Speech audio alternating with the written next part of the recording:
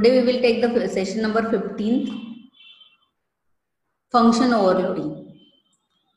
So we will learn in this session function, what is function overloading, then how we can use default arguments to function, and then what do you mean by inline function. So let's start the concept of function overloading. What do you mean by exactly the function overloading?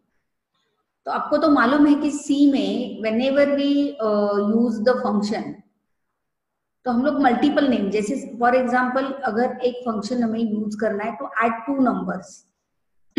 Suppose we want to define a function to add two numbers, then what we will do, just we will define the function with the name add and then we will pass two parameters int a comma int b. लेकिन अगर मुझे दो number की जगह 3 number को add करना है या 4 नंबर को ऐड करना है, तो मुझे अलग अलग फंक्शंस के वर्जन से डिफाइन करने पड़ेंगे. दैट मीन्स व्हाट, कि वो सिर्फ सिंगल फंक्शन है, जो ऐड फंक्शन है वो सिर्फ 2 पैरामीटर का है, तो उसको मैं रीयूज नहीं कर सकती. That means I need to define more functions for different number of arguments. तो एक में तो 2 आर्ग्यूमेंट है, एक में 3 है, एक में 4 है. तो सेम डेटा टाइप के भी हो सकते हैं, जैसे 2 इंट का जो एडिशन होगा वो अलग होगा, 3 इंट का एडिशन का प्रोसेस अलग होगा, एंड देन 4 इंट का एडिशन का प्रोसेस अलग होगा.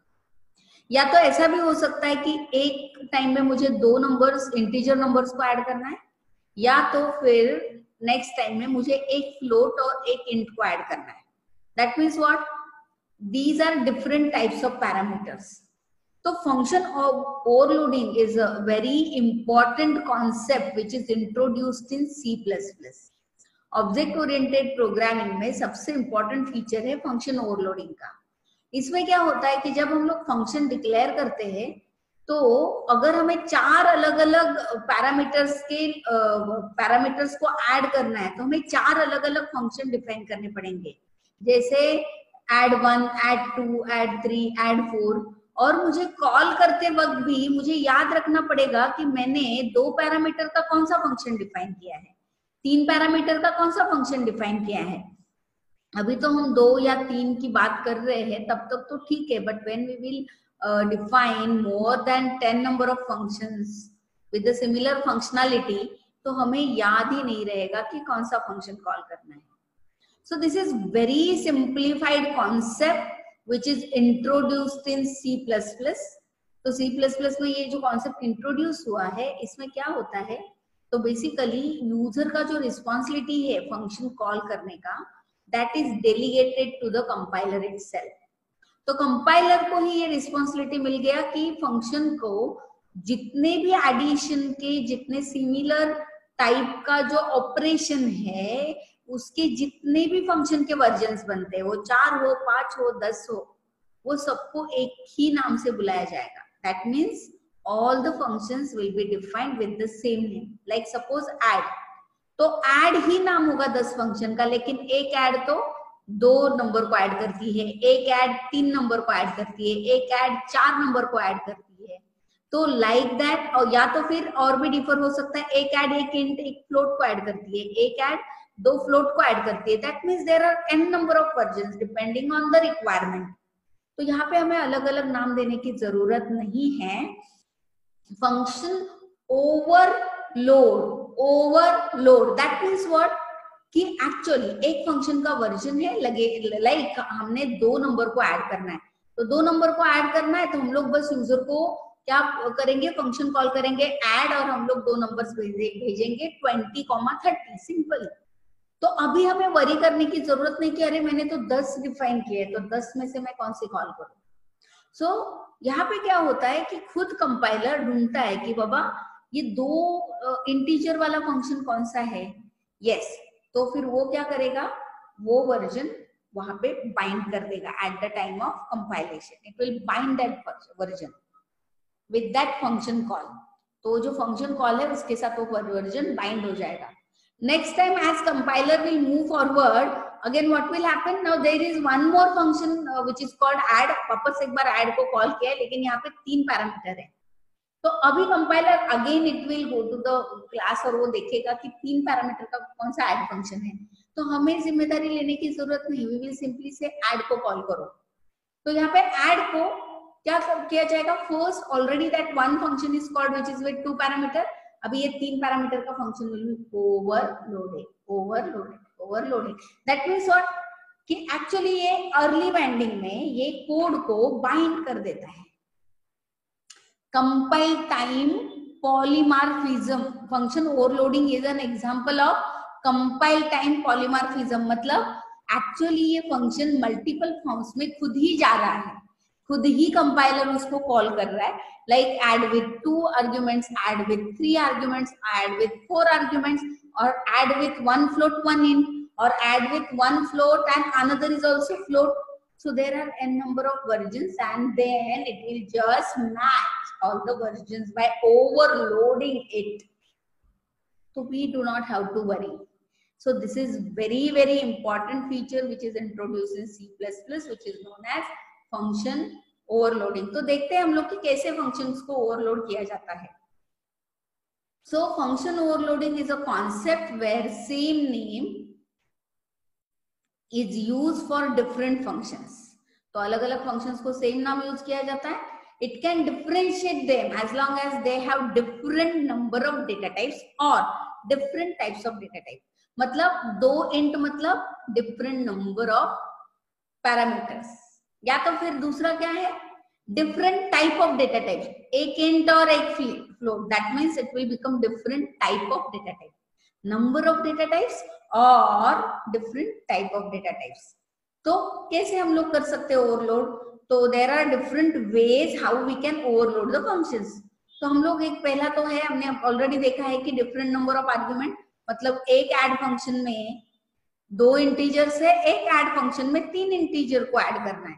तो यहाँ पे ये क्या हो गया, how we are overloading by using number of argument, number of integer, same data type के अलग अलग आर्ग्यूमेंट है, जैसे इंटीजर के 2 है तो इंटीजर के 3 है, वैसे ही डिफरेंट आर्ग्यूमेंट टाइप्स में क्या होता है, these are different data types. तो पहले में 2 इंट है तो फिर दूसरे में 3 फ्लोट है, तो अलग अलग भी डेटा टाइप्स हो सकते हैं. So there are 2 ways how we can overload the function, how we can use the concept of overloading different number of arguments and different argument types that we can use. तो अभी देखते हैं कि different number of arguments को हम कैसे पास करेंगे. तो let's take one example, simple example. तो now we can just see this function, but before that I will just start with mean see just 2 functions we have defined.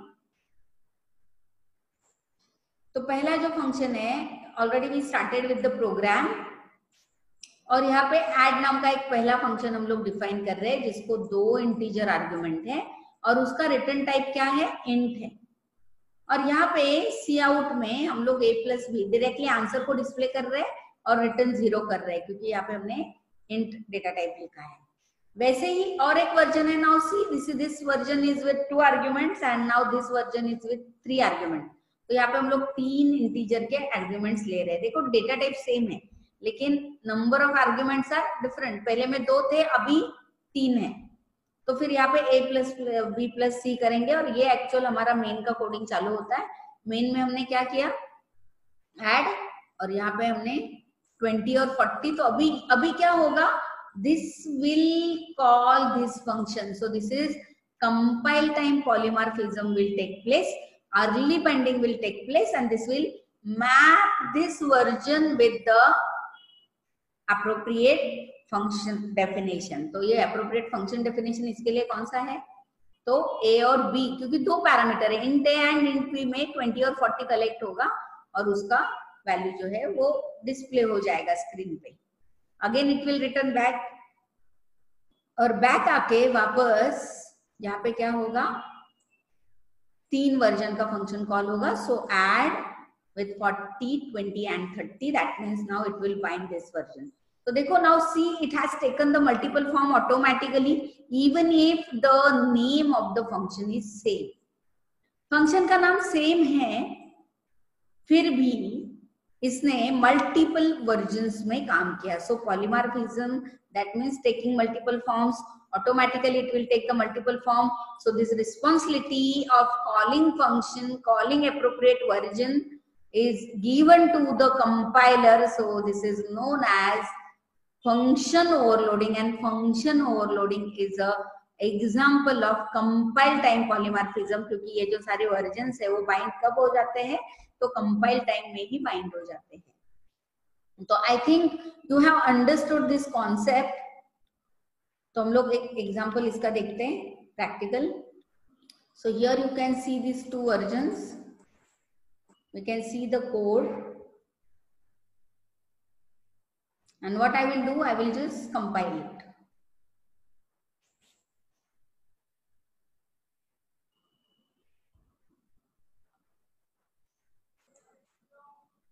Then run, and here you can just see the answer 60 and 90.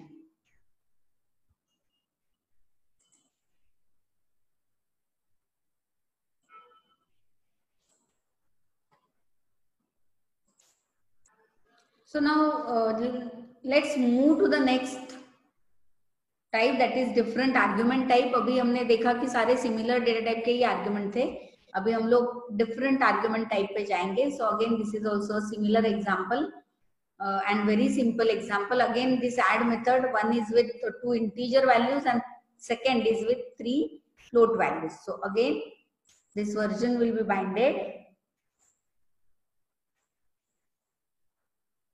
with add with 2 integers, and this will be binded with add with 3 floats. So again early binding will take place.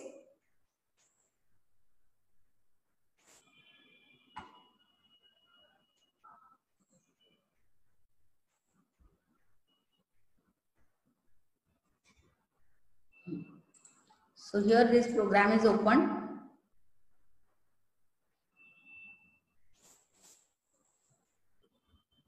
So here we can see this 3 arguments,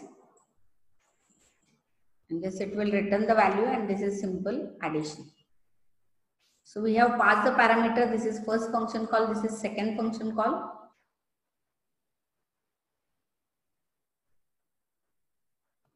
Just compile it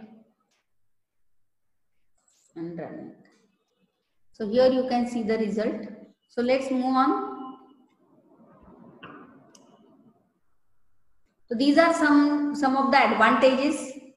It will just save the memory space. When with the use of function overloading concept, we can develop more than one function with the same name. तो एक से ज़्यादा same नाम के functions हो सकते हैं, and we do not have to worry about the function call. Function overloading is used for code reusability. Again, the similar type of structures can be reused, and code maintenance is also easy, क्योंकि हमें याद नहीं रखना पड़ता है कि कौन सा function के अंदर कौन सा code है, तो automatically that responsibility is of compiler. Programmer do not need to remember multiple functions names, as well as functions are defined with the same name with different parameters. So this is the important aspect. And then what are the disadvantages? The disadvantages are basically function declaration that differ only in its return type, cannot be overloaded. तो अगर return type सिर्फ अलग है और parameter ही नहीं है, तो फिर हम लोग उसको ओवरलोड नहीं कर सकते. Like this is the example. This is the first example. ये foo इज द फंक्शन. इसमें पैरामीटर ही नहीं है, it doesn't has any parameter. This another foo function also doesn't has any parameter, but this is returning integer value, so return type is int, and this is returning char value. The integer type, sorry, return type is char.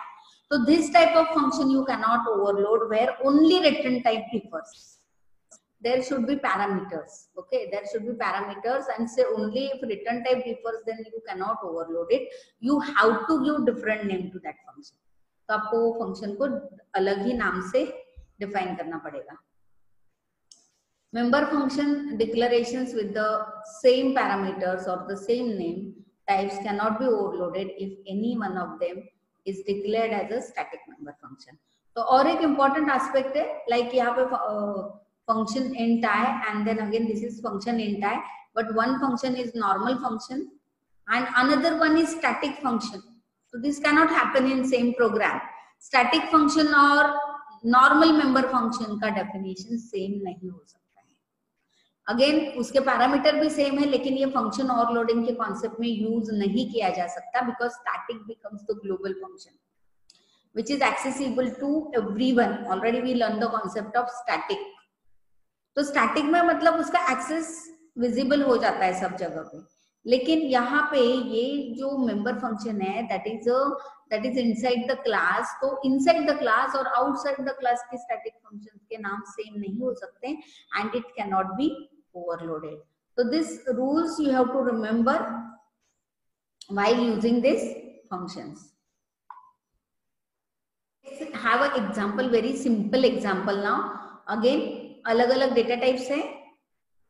Already हमने देखा कि अलग अलग data types के भी कैसे हो सकते हैं. तो सपोज अभी एक सिंपल एग्जांपल लेते कि एक लाइन ड्रॉ करना है, हमें स्क्रीन पे एक लाइन ड्रॉ करना है. तो व्हाट आर ऑल पॉसिबिलिटीज, कैसे हो सकता है.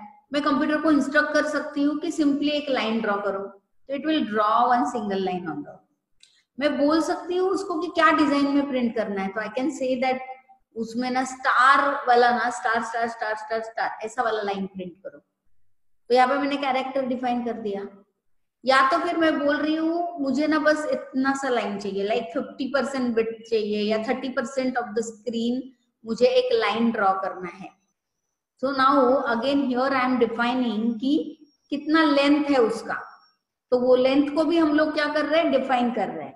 So now I need to define their 3 versions. So how these 3 versions will take place? Now this is first one is the void print line which is without parameters, and the second version is with one single parameter which is character, and the third version is with one integer parameter, one character parameter and one integer parameter. तो फिर यहाँ पे अभी हम लोग देखते हैं कि ये तीनों वर्जन्स में हम लोग लाइन को कैसे प्रिंट करेंगे ना. Just you can just imagine कि क्या स्ट्रक्चर हम प्रिंट कर सकते हैं. नॉर्मली जब एक कॉलम होता है, like one single window that screen has 80 characters. जब हम लोग प्रिंट देते हैं कंसोल पे, तो console window can allocate 80 characters in single line. तो एक्चुअली एक लाइन ड्रॉ करना है मतलब एक सिंगल कैरेक्टर को लेना है और रिपीट करना है 80 number of times. So the same thing we have to repeat there. तो हम लोग कैसे रिपीट कर सकते हैं कि प्रिंट लाइन में नाउ जब मैं बोलती हूँ कि बस लाइन प्रिंट करो, तो हम लोग को वी आर नॉट बॉदर्ड कि कौन से फॉर्मेट में कौन से डिजाइन में लाइन प्रिंट होना चाहिए. तो it should be a plain line. तो सिंपल है कि एक कैरेक्टर हम लेंगे और उसको 80 टाइम्स रिपीट करेंगे. तो यहाँ पे लूप कंट्रोल स्ट्रक्चर भी हमें डिफाइन करने के लिए यूज करना पड़ेगा. So by using loop control structure we can repeat the same character 80 number of times so that that line will be drawn. In second case, what can happen? I can say that just please draw double line for me. तो equal to का symbol जो है वो हम 80 number of times repeat कर सकते हैं, तो you will get double line. And in third case I can say that please just 50% width वाला लाइन ड्रॉ करो. So what I can say कि ये डबल लाइन, लेकिन उसके साथ साथ कितने कैरेक्टर रिपीट करने हैं. बाय डिफॉल्ट इट वाज 80, तो हमने 80 को ही सेट कर दिया था. लेकिन अभी हम लोग यूजर को पूछेंगे कि कितना बड़ा लाइन, तो वो बोलेगा 30 कैरेक्टर्स प्रिंट करो. 30% का तो फिर अभी 80 है, तो 30 कैरेक्टर्स प्रिंट करेंगे तो अराउंड 35% का लाइन हो जाएगा. तो 50% है तो 40 करेंगे तो फिर 50% स्क्रीन के विड्थ का लाइन प्रिंट हो जाएगा. So again this choice is also given to the user. इसके लिए हमने 3 फंक्शंस डिफाइन किए. एक प्रिंट लाइन तो सिंपल लाइन ड्रॉ करेगा, तो इसको कुछ भी पैरामीटर्स नहीं है. एक प्रिंट लाइन में हम लोग डिजाइन देंगे तो एक कैरेक्टर देंगे जो रिपीट करना है, तो character parameter. And the third one is the print line with character and integer parameter. तो now see this is the example. तो पहला हमने प्रिंट लाइन कॉल किया. पहले प्रिंट लाइन को हम कैसे डिफाइन करेंगे, वॉइड प्रिंट लाइन. ये सिंपल है, जैसे एक loop control structure. int I is equal to 1 and I is less than 80. So you can go up to 80 also. Otherwise it is up to 79. 1 to 79 I plus plus and C out star. तो आपको क्या होगा, एक single line draw करके आएगा 80 characters तक.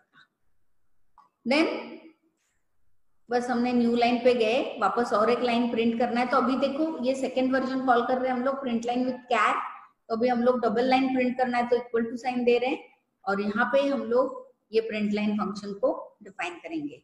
तो int i is equal to 1, i is less than 80 and i plus plus. तो cout ch, and then here the third print line, एक सिंगल लाइन चाहिए लेकिन जस्ट 50 कैरेक्टर्स लॉन्ग ही चाहिए। तो फिर यहाँ पे मैंने दोनों पैरामीटर दे दिए, and this is the third version with print line, और यहाँ पे ch एंड देन p दे दिया। That is p is what, again this will accept this 50। यहाँ पे कांस्टेंट था दोनों में 80 80, इसके लिए हमने पैरामीटर नहीं लिया था, लेकिन यहाँ पे 50 आएगा। So it will repeat this character till 50 number of times. So this is the simple example of the function overloading, जहाँ पे हम लोग अलग अलग टाइप के पैरामीटर्स डिफाइन कर सकते हैं।